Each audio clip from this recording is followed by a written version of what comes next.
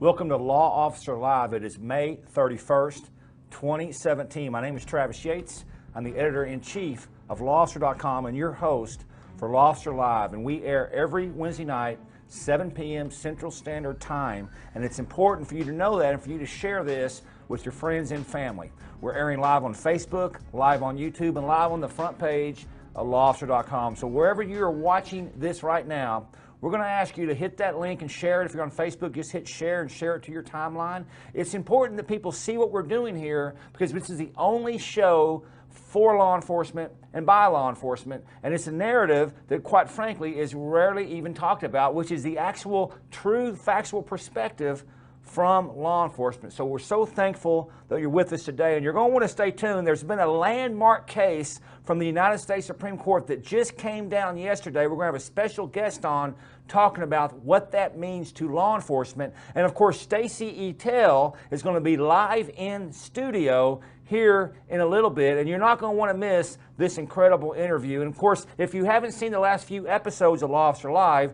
go back up on the Law Officer Live link at lawofficer.com, top left portion of that page, because for the last 3 weeks, we have played you a 3-part series on the Stacy Ettel story. Of course, if you've been with us here at lawofficer.com for very many months, you're very familiar with the Stacy Ettel story, and this video series is a pretty incredible documentation of what he's been through, where he's gone through, and where he is going. And he's going to be live in studio with us to tell us what's been going on in his life since really we've sort of brought his story to light among the world. And it's a pretty incredible story, so you want to stay tuned for that.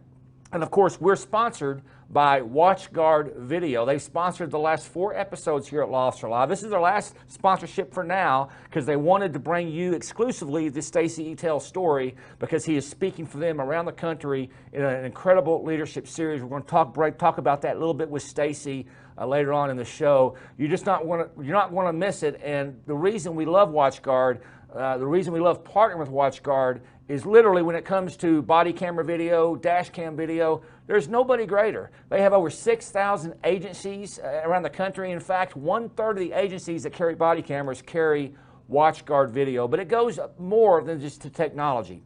It's about what they stand for. WatchGuard Video, on their website, they talk about a servant leadership model. And when you get to meet the president and some of the workers there, and Jamie especially, that we've worked with quite a bit, you understand very quickly that it's not just a business for WatchGuard. They truly care about law enforcement. They've spent a lot of resources with their leadership series. They spent some resources with us to tell their story, and we're just so honored to have them on board. And I can tell you right now that there is no doubt in my mind that what WatchGuard is doing is impacting the profession for some time. In fact, 25% of their profits go to charity. So it's just an incredible company. We want to make sure you're aware of what they're doing. Quite frankly, I wasn't aware until we got to meet with them. They're based out of Dallas. They're just an incredible, incredible company. And so we want to thank them for sponsoring our show.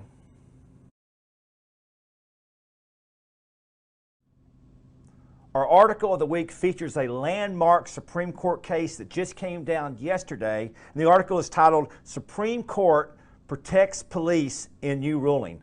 Now, that's not the headline in a lot of magazines and websites today as you read this, but this is an incredible case for law enforcement, and I am shocked that the world is not talking about it, and probably because it sort of goes against the narrative of bad police and this and that. Here's the details of the case. Los Angeles County deputies get called to a location to look for a fugitive. While they're in the backyard of this location looking for a fugitive, they see what appears to be a man pointing a rifle at him through a stained glass door or window of a house. So the officers used force. The force was deemed reasonable force, but the man was shot. He ended up having some injuries and had his leg amputated, and the lawsuit comes down. This is a 2010 incident. The lawsuit comes down. The Ninth Circuit, or the Left Circuit, the way I like to call it, said the officers were liable for $4 million because they used what they called the provocation rule in the Fourth Amendment that says, apparently they said that because even though the force was reasonable, the fact that they shouldn't have been legally there made those officers liable. So this case is important. It's big for law enforcement because it's not necessarily the officer's fault that they were in the wrong location, but the force was reasonable is obviously, of course, what the standard is in Graham v. Connor. So the case comes down, the Ninth Circuit rules against law enforcement, as they often do. It goes to the United States Supreme Court, and yesterday the rule comes out in an 8-0 ruling. Unanimous ruling. Gorsuch didn't even rule on it. 8-0 ruling. They said, no, this is reversed. The officers are not liable. And Graham v. Connor was once again upheld. And on the line with me today is the owner of Command Presence Training, John Bostaine, an incredible resource when it comes to these issues. John, we're so thankful you're with us today. How are you doing, sir? I'm good, Travis. Thanks for having me on. I appreciate the time. Now, John, this is a huge case for law enforcement. What were your first thoughts when you saw that it came down? Well, the first thing that caught my eye is that it was an 8-0 ruling. It just never happens, and I think people are as soon as they see that the Supreme Court ruled in favor of law enforcement, they're going to claim it's a political issue. If you read any of the headlines that are out there, it certainly seems like that. But the new Justice Gorsuch, was not involved in the ruling at all. So the fact that all 8 justices agreed in the opinion, there was not even a dissenting opinion amongst it, is a powerful message to the courts throughout the United States, to all the circuits, that Graham versus Connor is the law of the land. It has been for 28 years, and they've clearly said that this is the framework for analyzing use of force. It is settled law, and there is no discussion about it. The courts have said the proper analysis for police use of force falls under Graham. 8-0 ruling, it can't be more emphatic to that. And obviously, this is, a major blow to these non-practitioner experts who have been out pushing to exceed the Graham standard. The court just squarely said that absolutely not. The standard is objective reasonableness. So I'm, for one, happy. I was a little nervous about how this case may come out. I know every use of force expert in the country, we were watching this, and we were looking to see what they call the provocation rule. Oftentimes gets called officer-created jeopardy, or looking at our pre-incident conduct and stuff like that. And I think amongst use of force experts in the country, there was a little bit of uneasiness that the court may start going down that path. So it's fantastic to see that they they did not go down that path. I mean, they absolutely, without question, reaffirmed Graham. So that's great for us, and it's consistent with all the things that we teach. Well, it's very powerful because, as we know in law enforcement, Graham v. Connor, a case that's been around since 1989, is a law of the land. It's Supreme Court law of the land. It's what use of force standard is. But that case is left out of most arguments from the so-called activist or the media elite. They just don't bring that case up because that case falls right in square in the narrative that they don't want the public to see. If the public truly saw Graham v. Connor for what it is, they would have a different viewpoint. Of course, we're seeing juries across the land exonerating law enforcement officers when the media has already made them guilty, simply because this Graham v. Connor case is very, very powerful. And of course, this is the first time, John, that this case has been attacked at the Supreme Court level. There are entities out there that want this case reversed, and you're right, this 8-0 ruling is powerful, and it's especially powerful at this time in 2017 when there's been so many attacks against law enforcement, is it not? Yeah, and you're exactly right, Travis. The court had some, in this ruling, not only is it an 8-0 ruling, but you've got to look at the language that the court wrote in the opinion. Specifically, it says the provocation rule, which is the rule that the Ninth Circuit literally created out of thin air. This provocation rule, as they called it, quote unquote, the court said it is incompatible with the court's excessive force jurisprudence. And it sets that Graham versus Connor, quote unquote, is the exclusive framework for analyzing whether the force used was reasonable or not. And, it really couldn't be any more clear than that. And I love what the court said as well, a little further. It said it is this quote unquote provocation rule, as they called it, is an unwarranted and illogical expansion of Graham. And I think that summarizes some of these folks out here, again, these non-practitioner experts who keep pushing for us to exceed Graham. And by the way, these people that repeatedly write in the Washington Post or some of these other publications, and they're blogging daily, things like that, about exceeding Graham. The one thing that none of them have ever done is actually propose a workable policy that doesn't involve hindsight. And I think that's exactly, again, in this case here that was ruled on yesterday, it's another reminder that hindsight is not frowned upon or discouraged by the U.S. Supreme Court. Hindsight is absolutely, unquestionably prohibited by the Supreme Court. The Supreme Court ruled in Graham that you cannot use hindsight in determining reasonableness. And that provocation rule, as created out of thin air by the Ninth Circuit, was in fact a hindsight standard. And Travis, I'll just go on to say the other thing about these quote-unquote experts. They keep pushing this mantra that objective reasonableness, the term objective reasonableness, is too vague. It's not measurable. Well, again, the court ruled yesterday that not only is it measurable, it is the exclusive framework for analyzing force. And I argue all the time that objective reasonableness is no more vague than the terms reasonable suspicion and probable cause. We certainly go out and we expect law enforcement officers to make arrests based on probable cause. Well, how do they do that? Well, they have to have specific and articulable facts to believe that a crime has occurred, and they have to articulate that.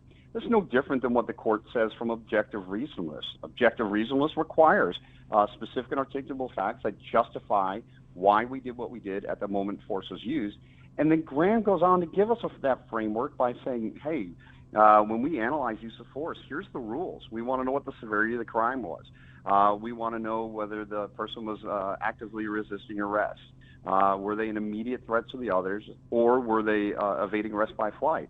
Well, that's a pretty good place to start, as I always refer to as a Graham analysis.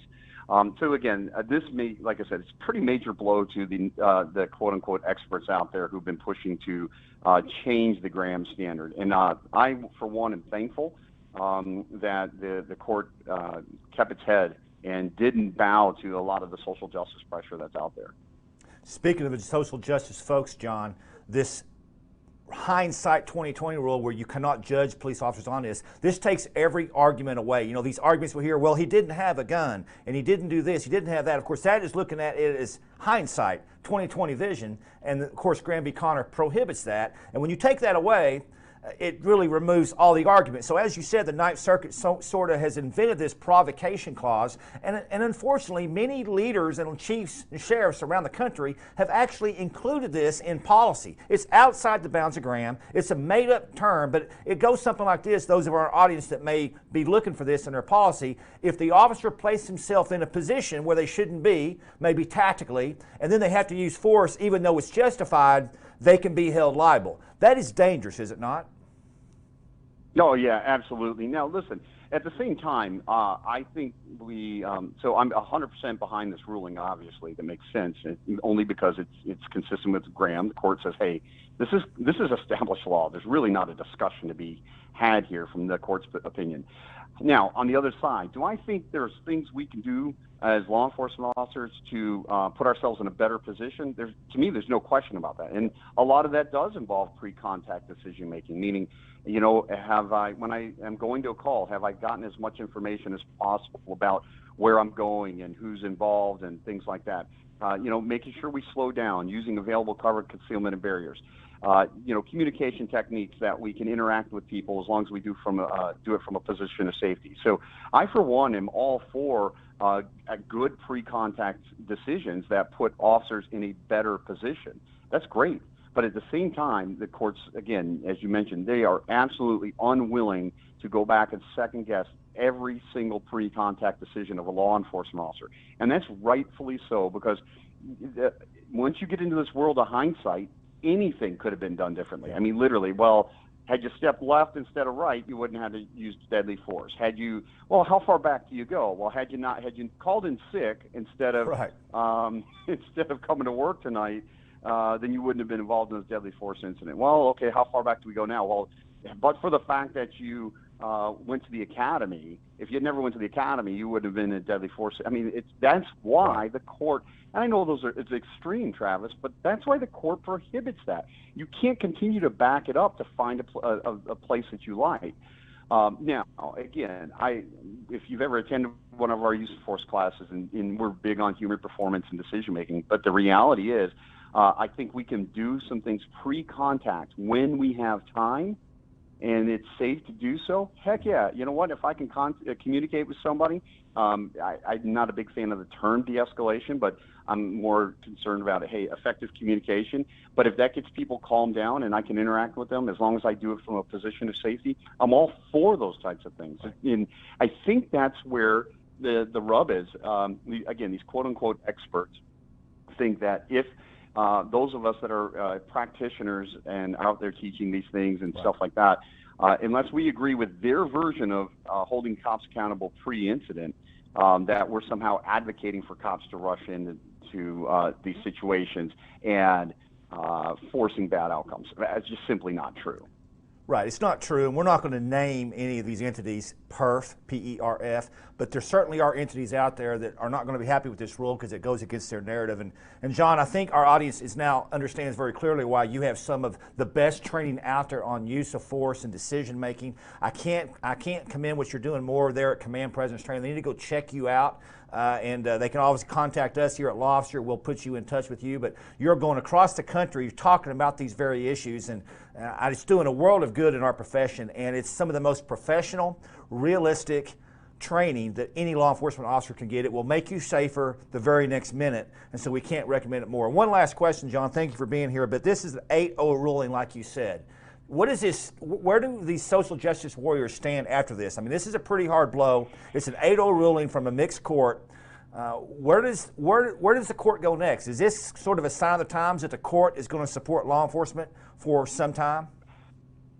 I think we got to be cautious about that, Travis. I think that's a great question. I think, hey, listen, the court's very clear on it. But what I think we want to do is make sure that we don't venture down a road where police officers feel empowered to make poor decisions pre-contact, because it may not always be this way. So listen, at the end of the day, our training and the things we're doing has got to be focused on not outcomes, but decision making. How are we making decisions and things like that? Because unfortunately in this country, what we are starting to see is poor decision making being rewarded. We've got to be really careful about that. As far as the social justice folks and some of these other activist groups and stuff like that, your question is, well, where do they go from here? They go to the same place they've always been, which is a position of they're going to continue their position, which is a position that is ignorant of the law. And I don't use the word ignorant as a derogatory term. It simply means that they don't understand the law. Right. And let's face it, facts, law, rule of law doesn't really matter much to the folks that have been continually pushing for these changes. They've been ignoring the law and Graham versus Connor all along. One court ruling, whether it's 8-0 or not, is not going to change that. They're going to continue to ignore what the court says and promote their concept of what the law should be. And unfortunately, I think it's going to take some courageous leadership of some of these leaders, these chiefs, these sheriffs, these administrators, to step up and say, listen, we're going to follow the law. We're law enforcement officers. The U.S. Supreme Court tells us what we can and cannot do, and we're going to follow that law. Right. And I would argue if the ultimate in protecting people's civil liberties is to comply with the guidance of the U.S. Supreme Court. They are the final arbiters on what does and does not violate people's constitutional rights. So what better way to ensure the protection of people's civil rights than to follow the guidance very clearly set out by the court? I've always argued that. People want to make well, you're going to violate people's constitutional rights. No, in fact, we are so obsessed with protecting people's rights, we're going to follow the guidance of the U.S. Supreme Court very, very literally. Well, John, you recently were on CNN talking about these issues, and I know you felt like you didn't get everything out you wanted to say. We certainly hope we provided you with that opportunity here at Law Officer Live. Absolutely, you did, and it's always a pleasure to work for you, work with you. We appreciate the continued support from Law Officer in the things that we're doing at Command Presence. You guys have been huge supporters of us, and we look forward to keeping up with that relationship as we go forward. John Bostaine, the epitome of courageous leadership, the epitome of a courageous leadership trainer, and his company, Command Presence Training, is some of the best in the country. Check out their articles at lawofficer.com. John Bostaine, thank you for being with us today, sir. Thanks again, Travis. Pennsville is a small community. I've been here all my life. I grew up here, went to high school here, got hired in the police department in '89. Policing in Pennsville is changing rapidly. We've had 30 to 50 domestics a month, and that to me is probably one of the most dangerous calls that an officer can go on. When we switched from the VHS to the DV1 system, obviously it was a lot smaller, held a lot more information on it. It was a lot easier to work with. Upon changing over to the 4RE, the most positive thing about it was everything is done on a hard drive. It's computerized, so you have less problems with it. The systems work much better. High definition, huge. I mean, you can see everything from car to car. As far as not having to remove the CD or the VHS, you pull the police car to the back of the station, and within 15 minutes, all that video footage is downloaded automatically into the hard drive. When I'm done an investigation, I pull into the parking lot. As soon as I pull into the parking lot, everything is downloaded on my MVR into the station. I can come right in, log into the MVR system in the back, go and review the incident that just occurred approximately 20 minutes ago. We had hundreds of DVDs stockpiled, taking up storage, and it was just harder to find. The filing system here is much easier. When the lawyers come in and they ask for discovery or evidence, it's simple. You just pick out the one you want and you record it onto DVD and give it to them. I really believe that's part of my transparency plan also, because now I know that anything that these officers are involved in and we're questioned on, I have that video. So if I need to prove to the public or even to a defense attorney that this is the true story, this is what happened, I have it. I have in-car video and I'm going to have the body camera video.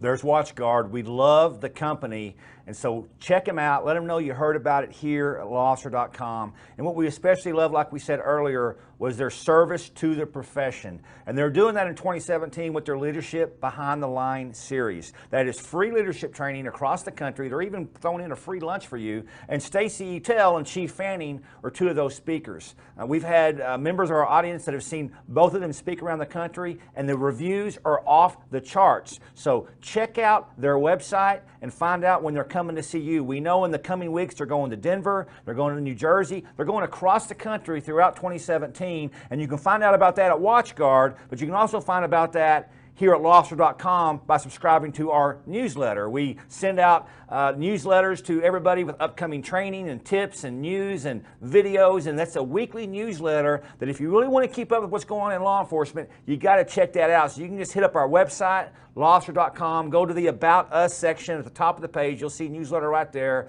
and you can sign up for our free weekly newsletter. So we're excited to have you there. We're excited to have Stacy Ettel in, and he's going to be here right after this trailer. And this trailer is important because it sort of summarizes the 3 videos we've played for you up until this point. We want you to go back and watch those if you haven't. Just go back to our archives at Law Officer Live and watch those 3 videos exclusively here at lawofficer.com. But here's a quick little summary of what you missed, and then right after that, Stacy Ettel right here in studio.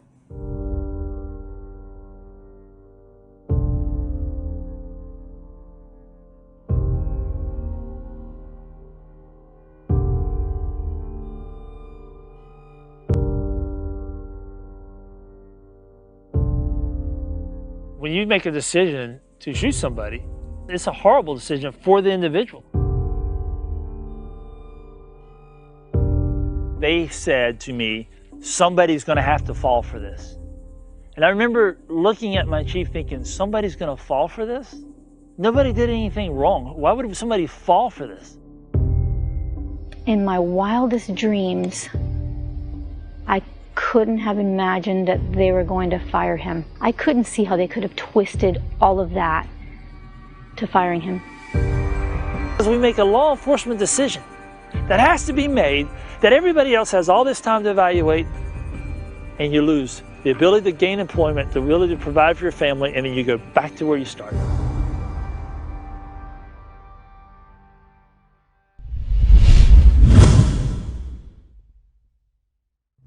Welcome. I'm here with Stacy Ettel with the WatchGuard Leadership Series, and many of you are familiar with Stacy Ettel. He was on Law Officer Live a year ago, and then just before that show, he was the subject of a story by Vicki Newman called the Stacy Ettel story. And of course, if you've been paying attention to us here at Law Officer Live, we've shown you all 3 parts of that video series called the Stacy Ettel story that WatchGuard Video produced. So if you haven't seen those, be sure to go back and check those videos out. Those episodes sponsored by WatchGuard. And now, live in studio, Stacy Ettel. How are you doing, sir? I am awesome. Thanks so much for having me, Travis. Man, what an incredible time. You're from, of course, Florida.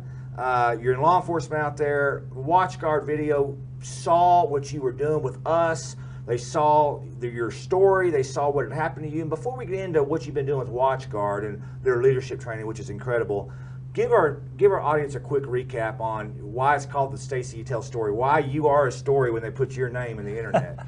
Well, Travis, you know, I kind of go back and look at the way this story took place. You know, even to tell the story about how we got to where we're at, what a blessing to be sitting in this room again for a second year in a row after the trials and tribulations that went on earlier on in my career.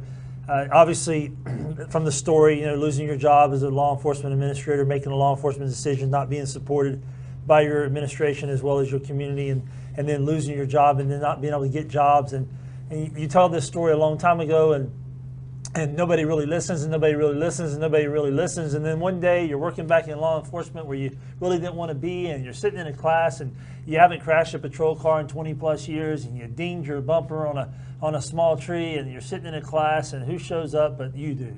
Travis Yates shows up to teach a class. The most phenomenal training day of your career, I'm sure. Oh, it was just an amazing training class. Okay, we'll skip that part. But anyway, you show up and you teach a class, and I can see you sitting there, nowhere to go for lunch, nobody's your friend, and what do you do? Because I'm teaching a driving class to a bunch of cops that wrecked their cars. Absolutely. So nobody wants to talk to you. And I meet up with you, and we sit there and have a conversation for a minute. We go to lunch together, and the story takes off. And you, for whatever reason, something was placed on your heart. For some reason, you bit off on the fact that, hey, something went on that wasn't right here. You contacted a friend of yours named Vicki Newman, and Vicki interviewed me, and she wrote this phenomenal article that just took off. LawOfficer.com pushed this article, promoted this article, supported this article.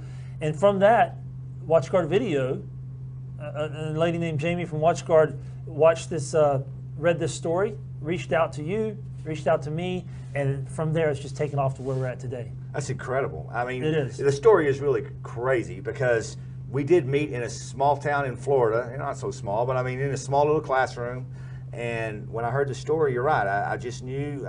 One thing you told me was, that I remember to this day, is you said, Travis, I'm the only Stacy Ettel in the world, spelled like this. And when you put my name in the internet, my name is ruined. That's right. And that's not me. And of course I did that, and I saw what I saw.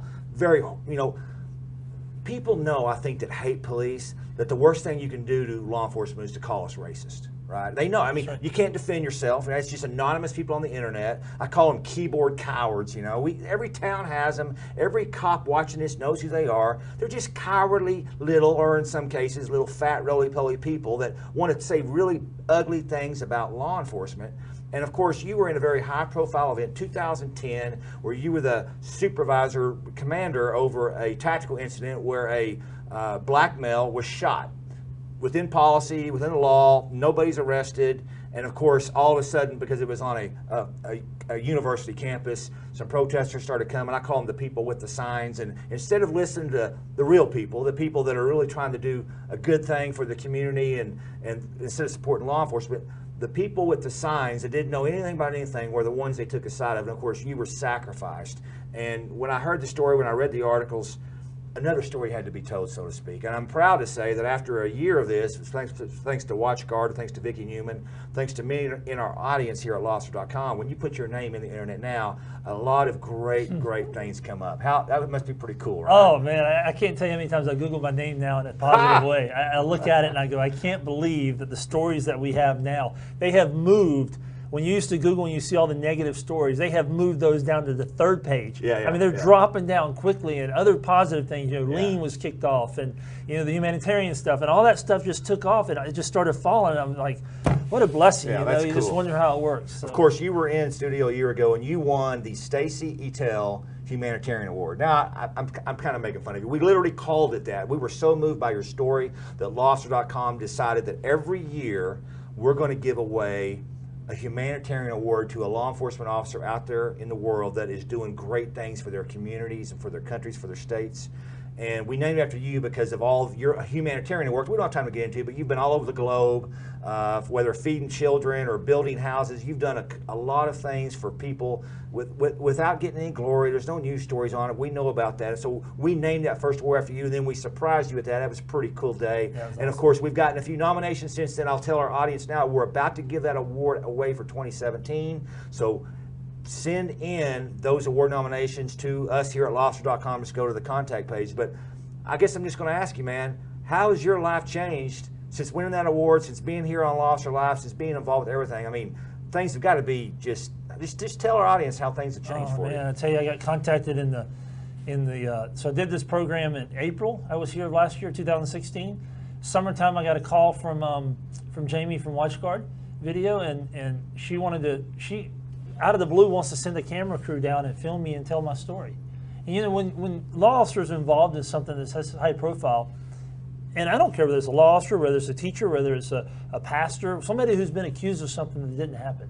Yeah. Well, they want to tell their story. They want an opportunity to sit down and tell their story. Right. And Jamie said, WatchGuard Video believes in you. They want you to come out to Dallas. They want you to tell their All story. from reading the article. That's it. That was promoted by LawStar.com.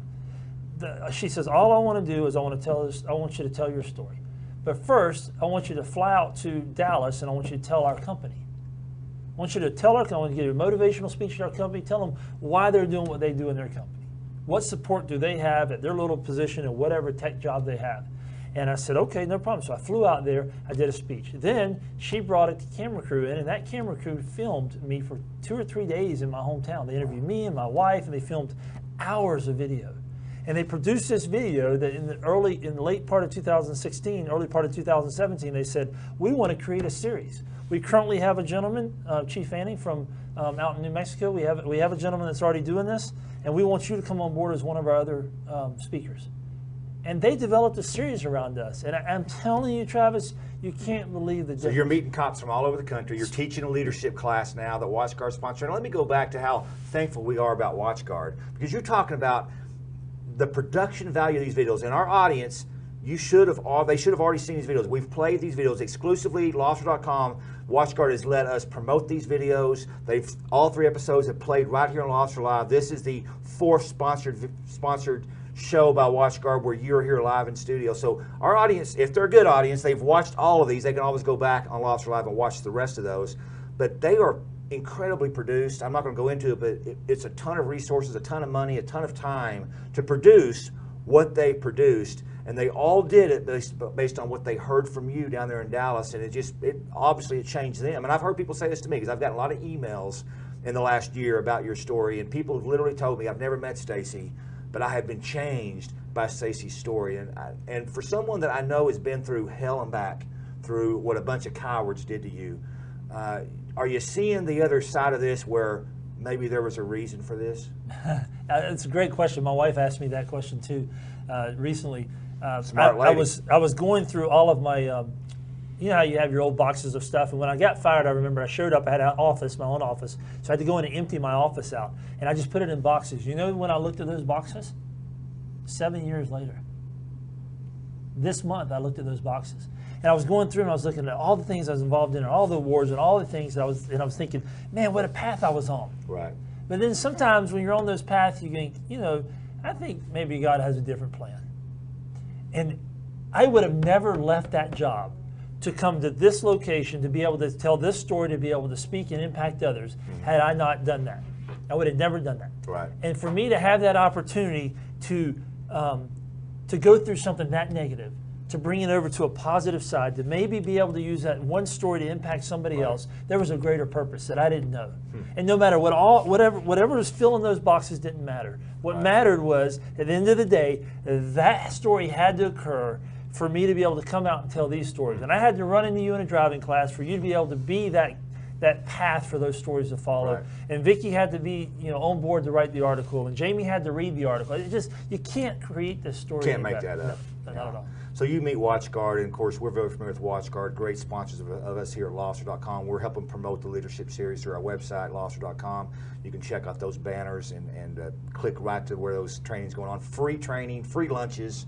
It's great training. We sent some of our folks down at the Boston training to meet you, and they came back with just glowing reviews of that. But tell us about the company WatchGuard, because I'm very impressed by what they're doing. You know, WatchGuard Video is, I think somebody put out the other day, they're in a third of the agencies that currently have cameras. Yeah. They are, what I like about them and what catches my attention is they are a philanthropy-minded organization. Their CEO, this guy goes out and provides water. He digs wells to provide waters in Africa for people who have no option to get to water. Yeah. I mean, that's his mindset is that way, which is right in line with what you and I believe and what a lot of our law enforcement people believe is we got in this job to help people. You know what?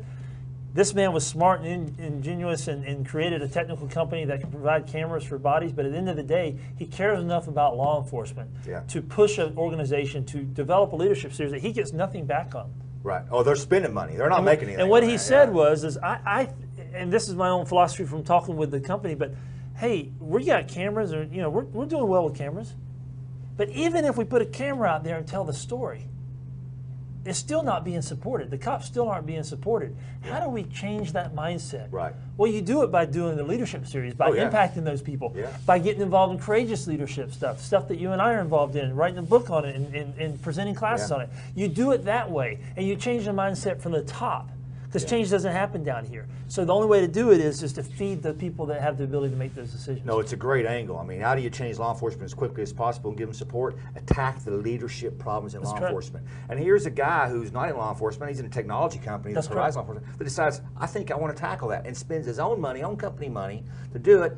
And it's really incredible. And when you go to their website, I want to encourage all of our folks to go to the WatchGuard website and just bump around, go to the About page, bump around, and you'll see the language they're using. No one else is using this language. No. You'll see character-based, Christian-based, you'll see servant leadership-based. This is terminology that you don't see private companies use, and that just tells me that their heart is in so much the right place, and it just must have been an awesome time when you visited with them. Oh, and not only is their heart in the right place, but they're successful doing it. Yeah. And people say, well, you can't really push your opinion on people in today's world. Yeah, you can.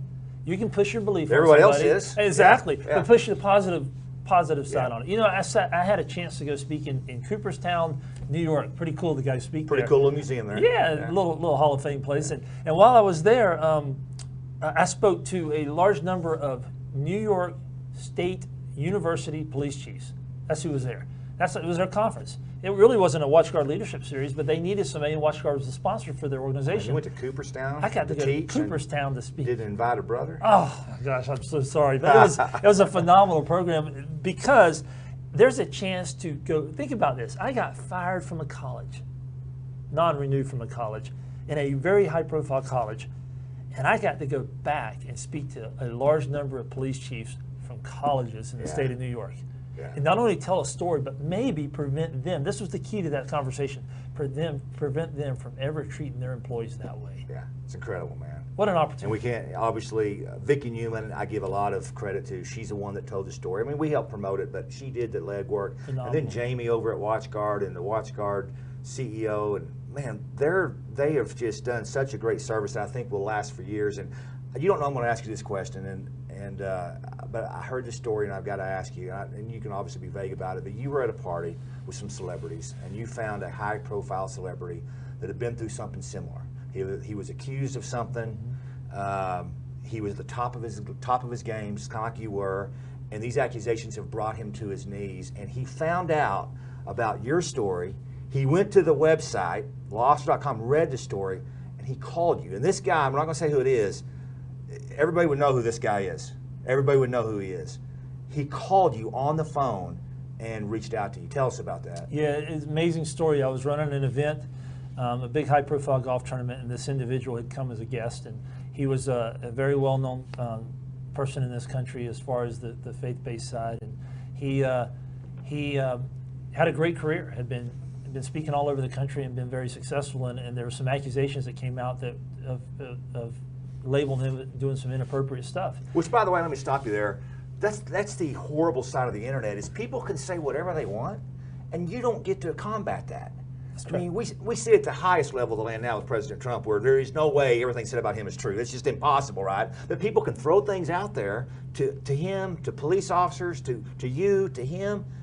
And how do you combat the power of the internet and these keyboard cowards? It's very difficult, and they are actually being successful at ruining people financially. Well, the reason that it's so big is because the moment it's out there, the perception is that it's true. Yeah, first story, it's true. That's true. So in this case, I didn't know anything about him. I knew who he was, but I didn't know anything about his story. And when I heard about the story and somebody mentioned it around me, I went in a corner and Googled it on my phone. Well, what did I find? All of the bad stuff. All the bad stuff. Looked just like me. Yeah. And so I was staring at him at this event, and he was there for 2 days, and I was staring at him, I was thinking to myself, man, he's in the fire. I mean, the evil is attacking him. I don't know the story, but what's my first perception? What everybody else would say, right? Oh, I wonder what he did wrong. So I said, you know what? I didn't even talk to the man. I had not talked to him the whole week, or the whole 2 days. So I walk over there, I'm getting ready to leave to go deal with my responsibilities, and I walk past him, and I said, here, and I gave him a business card with my name on it, and I said, just Google this information. You'll understand it. I actually think you gave him Lobster.com, the Stacy Ettel story, whatever Exactly. the link was, right? So he could go straight to it. Yeah. And I told him to Google, and it goes right to that article. So he reads the. So I went on. I did my job. I went on. I go home, and he calls back. I don't know. Maybe he sends a text initially, and he's like, "Hey, can you talk or something?" So I call him, and he goes, "I'm just going to tell you, and I'll try not to get emotional on this, but I'm just going to tell you that." Today, my wife went out to eat with her parents, and I stayed at my house. And I've opened up your email, and I read your article. And I'm telling you right now, I was in a place that wasn't good. I was in a place that, you don't know what's going to happen. And he goes, and my wife went to eat with her parents, and I told her no, I wasn't going. And I said, you know what bothers me about that? Of all the people that supported me through this whole thing was my wife. Really the only one at the time. And now you just let the only person that's supporting you go by yourself because we selfishly will stay in our house to avoid negative attention. And the truth is, you can hold your head up high if you didn't do anything. And you can walk out there and you can go sit down and have dinner with her, and you can spend time with her because she's the one that cares. Right. But he wasn't at that stage in his life. You know where he was at? The same place we've all been when people attack us. Yep. And people tell us you want to go hide in a corner, you're off on an island, you don't want anybody to talk to you. And we want to throw the shame and the embarrassment. I can tell you this. I recently went back to a golf tournament in my town that I lost my job in. And you know what I can do in that golf tournament? And I did it 7 years ago, but I did it today even more because of the articles. You can walk around with your head held high because you know you didn't do anything wrong. Yeah. But you know what? The people that didn't support the lack of courageous leaderships, the people who are the cowards in this world, they can't do that. They get to sleep at night with that. Not sleep or not sleep. Let me tell you what, and I told somebody else this, and I haven't said this a lot publicly, but do you know that a decent number of people that were in the upper administration above me, their marriages didn't survive this. You know whose did? Mine did. Yeah. Yeah. And that's I'm telling you, that's from her, and that's from knowing that God's in your life. There's a lot of things that come to you. There's something about being that righteous man that the Bible talks about. You got to lay your head down, and pillow talk is huge. Yeah. Lack of respect and pillow talk is huge. Now, you mentioned something earlier about courageous leadership. You mentioned your training with WatchGuard in the leadership series, but you've got a couple other projects we want to talk about. Now, you're going to be with WatchGuard, free leadership training in New Jersey in July. You can go to that website, go to WatchGuard's website and find the leadership series. We have it on our website, lawofficer.com, and you can go to that. Is it about an hour presentation? Yes, about 45-minute presentation. With a lunch around it, yeah, free lunch, Q&A. It's they even awesome give you a stuff. T-shirt. Yeah, awesome stuff. And so that's going to be in New Jersey, and there's other states after that. It's throughout 2017. That's correct. But you are going to be in Milwaukee. You're actually going to be with me in Milwaukee on, I don't have the date, June 19th. June 19th, We're going to be in Milwaukee, June 19th, Milwaukee County Sheriff's Office. Sheriff David Clark, he's no longer there. He's working for President Trump in D.C. now. But we're going to be at the Milwaukee County Sheriff's Office teaching courageous leadership for law enforcement. It's an 8-hour seminar. We've done this around the country. We've gotten some great reviews on that. And you can go to safetac.org to find out the details on that registration. And we're also going to be in Bartlesville, Oklahoma, August 4th. teaching the same seminar, and that's you and me. You're going to tell this story in a dramatic fashion. It's incredible stuff. In fact, how you got involved in this, I'll just tell the audience real quick, is I had developed this leadership seminar after some just horrendous leadership that I had personally seen. Didn't really want to develop it. Decided I needed to develop it. About the same time I meet you, and I thought, man, that's a story to put in this class. So I actually put a segment of the story in the class called The Art of Self-Preservation, which we want to get to in a minute. And that story was the most impactful. I'd like to say it was me, but no, your story, just like we've seen across the country with this video series and what people have seen here on Law Officer Live, was the most impactful part of that training day. And so I thought, well, we got to bring you in. And so now folks are bringing you in as well with the training, and we both team teach that. It's been an incredible time, but those are the opportunities we have coming up right now, which is in Milwaukee in June, Bartlesville, Oklahoma in August. There'll be many more dates there. You can check at safetac.org. And we're also doing a book called Courageous Leadership for Law Enforcement that both you and I are co-writing. It's off to a great start. That should be completed by 2017. You've already been interviewed about some of that stuff. People are really, what I've seen in law enforcement is people are just, they are waiting in anticipation for somebody to stand up for them. That's correct. Are you seeing the same thing? Oh, there's no doubt. And remember that the people that are begging to be stood up for right now are the ones that at some point are going to have to either stand up or not stand up for people down the road. Right. And that's what we forget. Our leadership styles now are training our leaders to be. And we're failing in training our leaders to be with our current leaders that we currently have. Right. Now, we've got some great ones. There's some stories out there. I currently work in law enforcement. I have a fantastic leader in my I love your sheriff, by the way. Phenomenal. I love your sheriff. Phenomenal. And he's taken a stand. Not in a Florida I love you way, but just in general I like it. Let me tell you, the guy has got a phenomenal stance.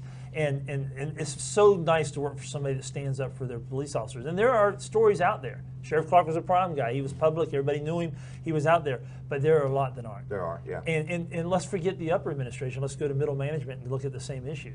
And so we're training them now. So how do we train them? Well, what are we training them with? We've been teaching line supervision for years. That's not training them. Yeah. You got to tell them the truth You're about being teaching them to be courageous. managers. You're teaching them to push paperwork. Yeah, and handle a high-profile incident and move around, move bodies around for logistical reasons. No, we need to teach them how to take care of people. Yeah, and that comes down to several of the things that we talk about in that seminar, one being courageous policy. Now, when you think about courageous policy, of course, we spend quite a bit of time on that in the seminar. What is courageous policy to you for a leader? And I'll tell you what it is to me is we have to listen to the people behind the curtain. We have to listen to the real citizens that really need help. And quit listening to so many people that are just make it their job to hate cops. That's correct. One of the things we do is we focus 90% of our attention on 10% of the complaints. Yeah. And the truth is there's 90% of the people out there actually have the best ideas. And we're focusing on the 10% over here. Those 10% are causing havoc on the 90%, but the 90% have the answers to deal with the 10%. Yeah. And we don't focus on that. And the other thing we talk about, which I love this topic too, is called courageous communication. Not only how we should be communicating with our own officers. When your officers hear about department news on the news media before they hear about from your leaders, that's a problem. That's true. But also how we communicate with the public. Because here's what we love to do with the public is we love to say we can't comment, it's an ongoing investigation, we're not going to tell you, no comment, all these things. And then who then sets the narrative? They do. And when you say they, people that don't necessarily like law enforcement or even the media. And guess what? How often is that narrative even close to being factual? Not even close. But the problem is that you know and I know that the first story told is the most believable story. That's correct. I was sitting down with a good friend of mine, very well educated, good job, and he looked me straight in the eye and he literally thought what they said happened in Ferguson, hands up, don't shoot, actually happened. He goes, well, Travis, I assume they were burning the city for a reason.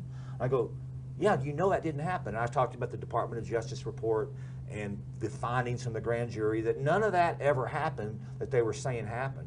The officer wasn't charged. He was, he was found to be in policy. None of it ever happened. But that's a really extreme example of if you let the first story get out there and it just keeps going and keeps going and keeps going, it becomes people's standard. That's correct. And of course, that is a worse example because to this day, like him, well-educated, smart people just assume that's the truth.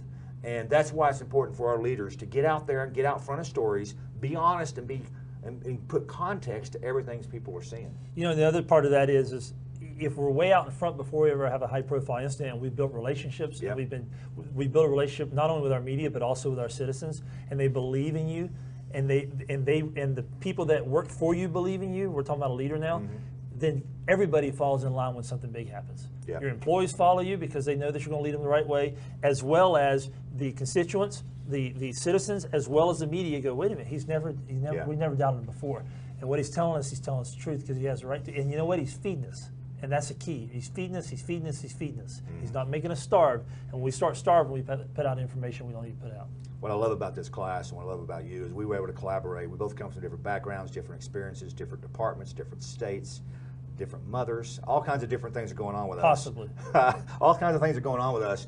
But we were able to come together and come up with different concepts, and they kind of mesh well. And you came up with this concept. I'll give you the credit, although as a law enforcement manager, I should certainly steal the credit. But I'm going to give it to you.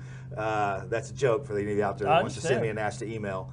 Is you came up with this concept called the art of self-preservation. Correct. And you're the best one to explain it. It's a huge part of the class. In your teaching, you talk about it a lot. But tell our audience a little bit about what the art of self-preservation is. You know, the way I look at the art of self-preservation, recently last month, if you remember, on Mother's Day, there was a mother killed saving their child.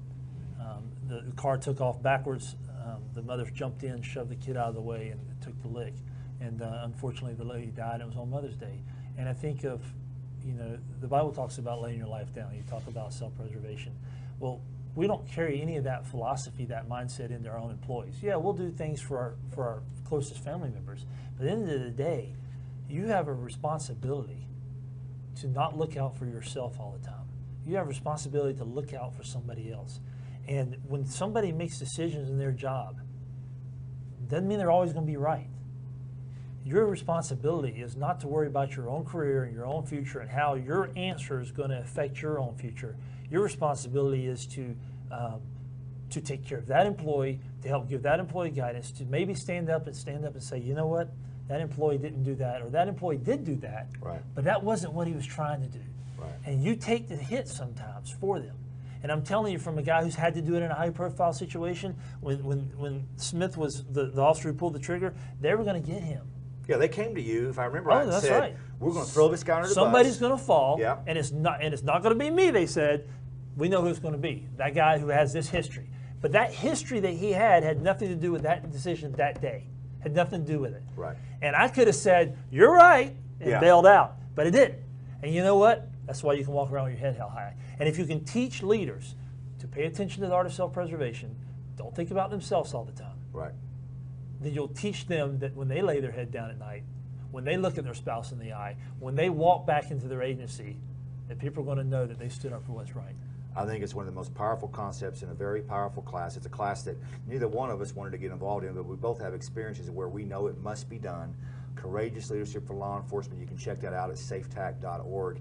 And as we close this interview, Stacy, do you think when we talk about leadership, you're going across the country right now, you're speaking to leaders across the country, do you see the tide turning? Do you see us getting it? Do you see us doing better in law enforcement? I do, and I do for a bunch of reasons. One of the number one reasons is we've had a transition in the White House, obviously. And so we now have, no matter who the president of the White House is, when the head boss says, hey, I like those people, I believe in those people, I think they're doing a great job, I support those people. When the president says that about law enforcement, you're going to see a tide change. Because once the boss says it, it's like mama in the house. When mama says it, and everybody's going to start following suit. Yeah. Well, he's now said it. And when he started saying it, he said it in the memorial last month, law enforcement memorial in May, he said it then, he's saying it now. He is supporting us, and guess what happens? It trickles down the line. I don't feel the heat that I felt, and I'm still doing police work on the road, and I'm still out on the streets, and it's not as bad. In the media, I'm not seeing the negative attention as much. I'm still seeing the old cases being handled, but at the end of the day, I'm not seeing the attacks. The focus isn't there. No, it's not as bad, and I think that starts with leadership. So here's the education. If he does it at his level, then shouldn't everybody else be doing it at their level? Yeah. Within their own agencies? The power of support. Absolutely. Is it that simple? I don't know, but I hope it is. I think it is that simple. I think supporting people, when people do the right thing, support them. None of us are saying if you're a bad cop, we're going to support that. That's Nobody correct. wants that. No, nobody's here to support that. But we're going to support police officers that do the right thing, especially in very critical incidents. I recently came out with a terminology called, didn't come out with it, but started reading about it, called the human element. And what the human element says, guaranteed that a human being will make a mistake. Mm-hmm. Well, if we all know that, if we all make them, and we compare ourselves to other professions, and you look at stats and stuff like that, why can't we support them even if they make a mistake? Last time I checked, doctors are well supported. They 250,000 people a year. They kill 250,000 people a year by accidental stuff. They call accidents, right? And we're not indicting them. Right. So if we can teach people to support even when mistakes are made, even when the gun's drawn, when the taser should have been, and vice versa, and we're doing the best we can, got to support them. Right, right. And don't destroy them. Stacy Ettel, we can't thank you enough for what you've done. We can't thank WatchGuard Video enough for what they've done to let you go across the country to tell your story. It's an incredible story. Thank you for being here. Thank you for watching. You've been watching Law Officer Live. Check us out every Wednesday night, 7 p.m. Central Standard Time, the Stacy Ettel story. Never forget it. Thank you so much, sir. Thank you, Travis. Thank you so much for the support. All right, man. Thank you.